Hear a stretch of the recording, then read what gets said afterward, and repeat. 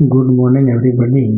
आज हम लोग हिंदी साहित्य से संबंधित नाटक स्कंदगुप्त के बारे में अध्ययन करेंगे। इससे संबंधित प्रश्न बीए, एमए तथा अन्य प्रतियोगी परीक्षाओं से पूछे जाते हैं। स्कंदगुप्त द्वारा रचित नाटक जयशंकर प्रसाद द्वारा रचित नाटक स्कंदगुप्त, जिसके प्रमुख पात्र या कहले कि इस नाटक की प्रमुख नायिका देवसेना के बारे में या देवसेना के चरित्र के बारे में हम लोग अध्ययन करेंगे। देवसेना स्कंदगुप्त नाटक की प्रमुख नायिका है और वह बंधु वर्मा, जो मालवा का राजा बंधु वर्मा की बहन है।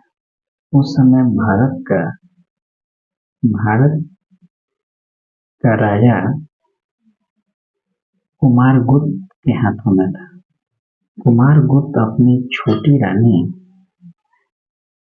के षड्यंत्रों के शिकार में फंसे हुए थे, इसलिए उनका ध्यान मालवा के उपराजा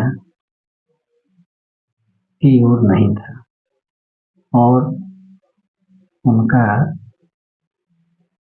अधिकांश समय छोटी रानी के इशारे पर वे कार्य करते रहे। इधर मालवा के ऊपर हुणों का आक्रमण होने वाला था। हुण एक ऐसी जाति थी, एक ऐसे विदेशी थे जिसके प्रभाव को न तो कुमारगुप्त समझ पा रहे थे और न ही उनका छोटा पुत्र पुरुगुप्त समझ पा रहे थे, जबकि इस खतरे को, इस आशंका को केवल और केवल स्कंदगुप्त, जो उनका बड़ा पुत्र था और बड़ी रानी का पुत्र था, उसने हुणों के आक्रमण को गंभीरता से लिया और पूरी तैयारी के साथ, सैनिक तैयारी के साथ वह मालवा गया और मालवा में हुणों से भीषण उसका संघर्ष हुआ। इस संघर्ष में काफी लोग मारे गए। इसमें वहाँ का जो उपराज्यपाल मालवा का उपराजा बंधु वर्मा, उसका भाई, उसकी पत्नी सब मारे गए। केवल और केवल एकमात्र सदस्य बंधु वर्मा की बहन देवसेना बची। देवसेना इस लड़ाई में स्कंदगुप्त के वीरता, बहादुरी, संघर्ष को देखा और वह उसे प्यार करने लगी। वो अपना दिल दे बैठी। साथ ही घायलों की सेवा शुश्रूषा में वह स्कंदगुप्त के साथ रही। वह घायलों की मदद के लिए गीत गाती है और चंदा इकट्ठा करके घायलों की सेवा करती है। देवसेना के इस कृत्य में, इस रूप में स्कंदगुप्त कभी नहीं देखा जैसा कि देवसेना स्कंदगुप्त को देखती थी। यानी स्कंदगुप्त एक निश्चल स्वभाव का व्यक्ति था और वह कभी भी देवसेना के प्रेम को, प्यार को नहीं समझ सका। वह तो एक धन कुबेर की बेटी विजया से प्रेम करता था और विजया कभी भी स्कंदगुप्त से नहीं करती थी। यह जानते हुए देवसेना को यह पता था कि विजया स्कंदगुप्त को चाहती है और स्कंदगुप्त विजया को चाहता है। इसके बावजूद भी वह स्कंदगुप्त को चाहती है। एक बार एक शमशान में विजया देवसेना को जान से मारने के लिए बुलाती है, लेकिन वह देवसेना को नहीं मार पाती। विजया का प्रेम प्रलाप किसी एक व्यक्ति से नहीं था।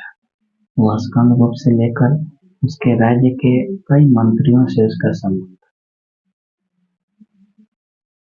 था। स्कंदगुप्त एक राजकुमार होने के बावजूद भी वह चाहता तो दबाव देकर विजया से शादी कर सकता था, लेकिन उसने ऐसा नहीं किया। वह उसकी इच्छा को छोड़ा और इसका परिणाम यह हुआ तो काफी समय तक वह विजया के पीछे भागता रहा। अंत में विजया उसके एक मंत्री के साथ शादी कर लेती है। तब उसे पता चलता है कि मैंने जिस लड़की के पीछे भाग रहा था, अब इस भाग दौड़ से वो तंग आ गया है। अब वो चाहता है कि एक अस्थायी जीवन की शुरुआत करे। तो उसने यह देखा कि जिसको हम प्यार करते थे वो किसी और की हो गई, और जो मुझसे चाहता है यानी देवसेना मुझसे प्रेम करती है, क्यों नहीं उसके पास जाकर शादी संबंधी प्रस्ताव को रखे। लेकिन विजया स्कंदगुप्त शादी संबंधी प्रस्ताव को लेकर देवसेना के पास जाता है और देवसेना उसे यह कहकर ठुकरा देती है कि जिसने यमरानी ने तो पूछा नहीं, अब काफी समय निकल चुका है, अब शादी करने से बेहतर होगा कि वो विवाहित ही रहे। और उसने उसके उस प्रस्ताव को ठुकरा दिया। आज के युवाओं की यही स्थिति है, वे सुंदर स्त्रियों के पीछे भागते हैं। देवसेना एक सुंदर लड़की थी, कर्मठ लड़की थी, एक स्थिर प्रकृति वाली लड़की थी जो जिससे स्कंदगुप्त का जीवन बदल सकता था। लेकिन उसने कभी भी इस तरह की लड़की को लौट कर नहीं देखा, उसे गंभीरता से नहीं लिया और एक सुंदर स्त्री यानी विजया के पीछे भागता रहा। और अंत में उसे न विजया मिली न देवसेना मिली। इसलिए प्रेम संबंधी प्रलाप उन्हीं लोगों के लिए श्रेयकर है जो सुंदरता के बजाय सुंदरता में विश्वास करें और अपने लिए क्या उचित है, क्या श्रेयस्कर है, इसकी एक समझ बहुत जरूरी है। समाज में बहुत सारे तरह की लड़कियां हमारे समाज में देखने को मिलती है जो आपको नहीं चाहती है और आप उसे एक तरफा चाहते हैं। तो इसका नतीजा यह होगा कि दुविधा में आपका दोनों चीज चला जाएगा, यानी दुविधा में दोनों गए, माया मिली न राम, न देवसेना मिली और न विजया मिली। धन्यवाद।